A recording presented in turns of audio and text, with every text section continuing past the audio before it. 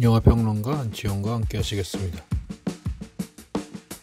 영화 혐오스런 마치코의 일생을 관통하는 가장 깊은 질문은 바로 인생의 의미일 것이다. 시지포스처럼 절망을 답으로 하는 삶의 과제를 끊임없이 수행해야 하는 인간의 실존과 맞닿는다. 마치코, 나카타니 미키는 사랑이란 바위를 정상을 향해 계속해서 죽기 살기로 굴리고 사랑은 마침내 고개에 닿자마자 어김없이 저 아래로 굴러서 멀어져 간다. 그녀는 고원이라 생각하며 바위를 정상에다 올려다 놓지만 오르막 다음엔 휴지 없는 내리막만 있을 뿐이다. 그러나 마치코는 사랑을 갈구하는 자신의 욕망을 긍정하며 삶의 부조리에 저항한다. 혐오스런 삶을 산 마치코 일생의 결말에서 영화는 사랑 너머에서 또 자신에서 삶의 희망을 발굴하는가 싶더니 그 희망의 좌초를 곧바로 첨부한다. 수십 년의 불행과 절망 끝에 지칠 대로 지쳐서 삶의 의지를 놓아버린 그녀가 겨우 삶의 의지를 거머쥐는 마지막 순간, 삶의 허물을 뚫고 어렵사리 긍정의 씨앗이 돋아난 바로 그 순간, 마치코는 어린 불량배들의 이유 없는 폭력에 허망하게 죽음을 맞이한다. 시시한 인생이라도 살아낼 만한 의의가 있다는 실존적 깨달음과 허망한 죽음을 이렇게 병치한다. 그리하여 깨달음은 언제나 늦다는 경구를 씁쓸하게 떠올리게 되면서 동시에 간신히 삶의 의미가 발견되었다 하여도 그 의미가 예측 불가능한 우연과 세계의 본원적 비극에 의해 언제든 무력해질 수 있다는 발관에 도달하게 된다. 마치코의 죽음은 어떤 유의미한 서사의 종결이 아닌 삶의 덧없음과 부조리를 증명하는 시시한 사건으로 그려진다. 의미와 무의미를 넘어서서 삶이란 진득하게 감내하는 회피불능의 의무 같은 것이란 정언명제를 확증함으로써 그녀의 삶이 무의미하지 않았다는 반어를 말한다. 여기서 이 반어는 유일한 실패는 포기라는 역설을 산출하기에 허망한 죽음에도 불구하고 마치코의 혐오스런 일생은 최종적으로 아름다운 것이 된다. 사랑과 인정욕구, 보편적 인간 욕망으로 읽기. 마치코의 삶을 들여다보면 사회학자 악세로네트가 제시한 인정투쟁을 떠올리게 된다. 그러나 그녀의 불행은 단순히 인정투쟁에서 실패한 데서 비롯하지 않는다. 호네트의 인정투쟁 개념은 존재론보다는 사회적 지평에 걸쳐 있기 때문이다. 마치코의 투쟁은 사회적 인정욕구를 넘어선 존재 자체를 향한 사랑의 갈망이다. 타인에게 인정받고자 하는 보편적인 인간 욕구가 없지 않지만 자신의 존재를 증명하고자 하는 실존적 욕망이 더 강하다. 중학교 교사로서 사회적 역할, 착한 딸로서 가족 구성원 역할을 통해 인정받으려 노력했지만 진정으로 원한 것은 그러한 역할과 상관없이 자신이라는 존재 그 자체를 따뜻하게 안아줄 근원적 사랑이었다. 빈집에 귀가에 다녀왔다고 말하는 그녀의 모습에스민 애잔한 슬픔의 배경이다. 마치코는 언제나 사랑이라는 본능적이고 핵심적인 욕구의 결핍 상태에 처했다. 그녀는 이 결핍을 채우기 위해 작가지망생, 유부남, 심지어 자신을 교사직에서 쫓겨나게 한 제자에까지 사랑을 갈구했다. 그렇게 점점 자기 자신을 잃어갔다.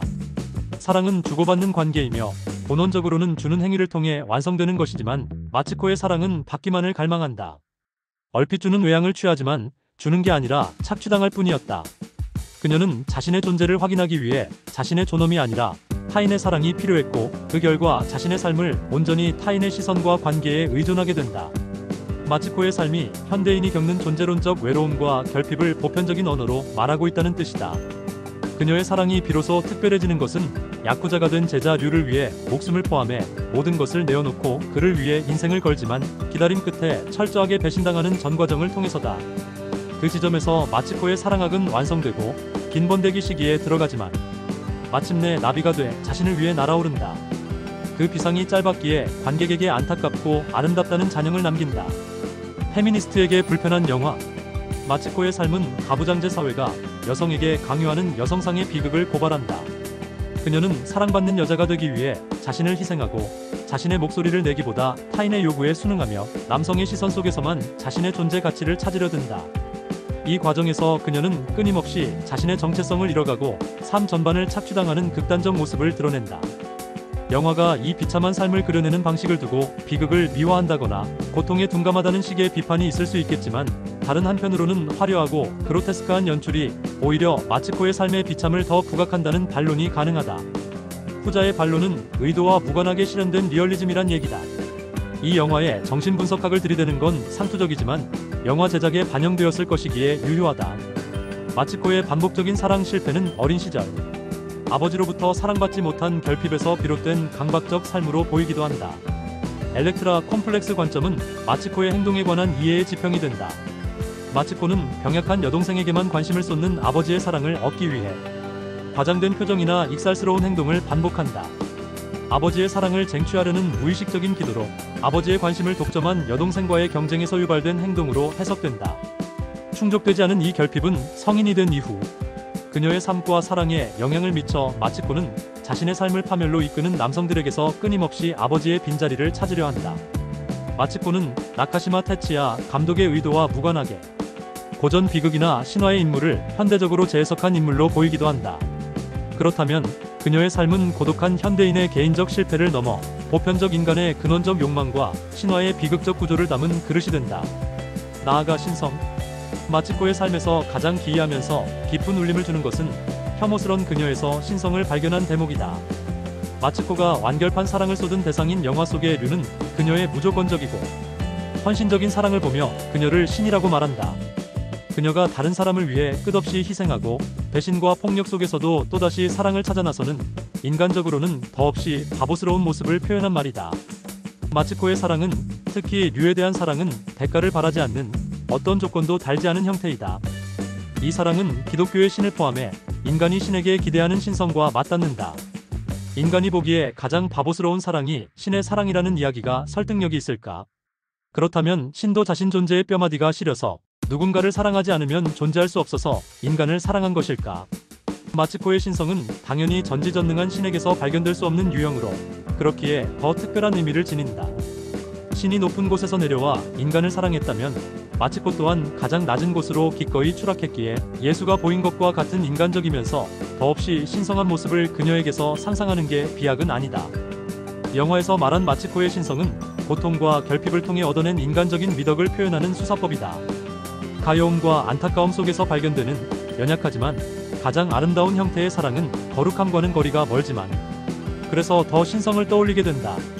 인간적인 비극 속에서 삶의 덧없음 속에서 숭고한 가치를 찾아내도록 한 게 신성의 광이라는 블랙 코미디.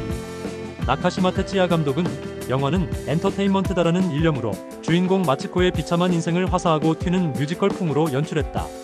상황과 영상의 부조화는 첨예한 호불호를 야기한다.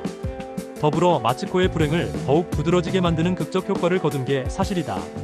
CF를 잔뜩 엮은 잡탕이라는 비판과 함께 어두운 소재를 감각적 연출을 통해 유치하지만 비참한 말 그대로 블랙 코미디로 잘 이끌었다는 호평을 받기도 한다. 영화는 마츠코의 일생을 끊임없는 추락으로 그린다. 더 떨어질 곳이 있나 싶은 곳에서 더 떨어진다.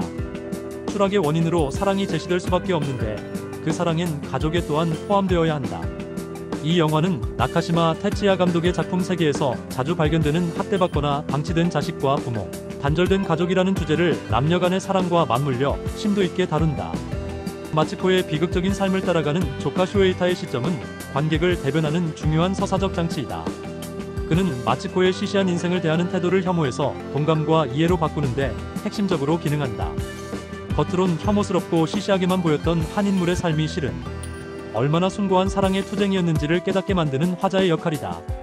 쇼는 마츠코의 과거를 탐험하여 관객이 그녀의 삶에 공감하고 그 비극의 원인을 함께 찾아 삶을 이해하는 길잡이 역할을 한다. 혐오스런 마츠코의 일생은 화려한 영상과 뮤지컬을 가미한 파격적인 연출 속에 비극적인 삶의 이야기를 우스꽝스럽게 녹여내어 좋든 싫든 관객에게 강렬한 인상을 주는 작품이다. 마츠코의 삶을 통해 세상의 혐오를 볼 수 있지만 동시에 삶의 의미와 존재의 희망에 관한 기묘한 찬가를 들을 수도 있다. 영화에서 받은 감동의 상당 부분은 원작 소설의 힘이겠지만 영화를 통해 독특한 방식으로 감동을 배가한 연출의 힘을 무시할 수는 없어 보인다. 관점에 따라 해석의 여지가 많은 영화이지만 끝까지 열린 마음으로 보고 나면 충분히 인생 영화 몇 편 안에 들 수 있는 작품이다.